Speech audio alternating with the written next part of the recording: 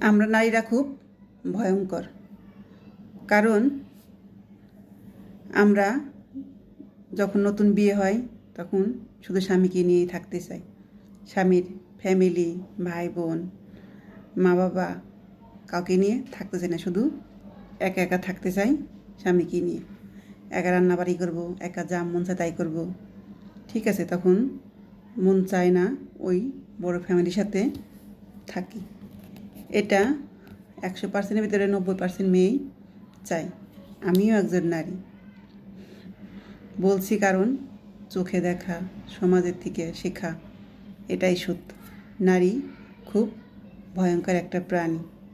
সে ভাবে না সেও একদিন বৃদ্ধ হবে, তারও ছেলে বিয়ে করবে, তারও ইচ্ছা করবে বউ ছেলের সাথে থাকতে।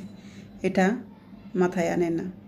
তখন আসক্ত থাকে, শুধু স্বামীকে নিয়ে থাকবে, শাশুড়ি, ননদ, দেবর এদের সাথে থাকবে না।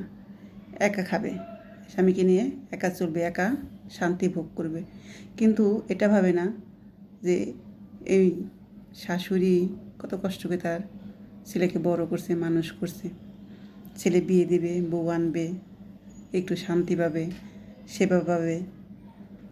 এটা সে মনে করে না যে এই জায়গায় তাকেও একদিন যেতে হবে, তাকেও ওই শাশুড়ি রূপে থাকতে হবে।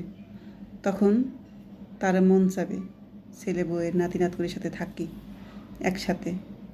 ঠিক আছে, হাসি আনন্দ দুঃখে একসাথেই সবাই মিলে থাকি, এটা কখনোই ভাবে না।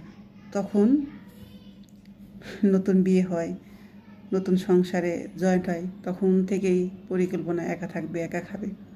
হায় রে নারী, তুমিও তো একদিন এই পথে যাবে, এটা কখনোই মাথায় আনে না। এটা যদি কোনো মেয়ে মাথায় আনতো তাহলে এরকম আচরণ করতো না শ্বশুর শাশুড়ির সাথে, ননদ দেওরের সাথে। ঠিক আছে, নিজের মনে করে রাখতো যে আমার মা, আমার ভাই বোন, ওদের নিয়ে আমি থাকবো, ওদের ছাড়া থাকবো না। এটা সে কখনোই ভাবে না যে এই জীবনে আমাকেও পা দিতে হবে। এটা সব নারীরই জেনে রাখা উচিত এবং মাথায় রাখা উচিত। দিন শেষে তার জায়গাতে আমাকেও যেতে হবে।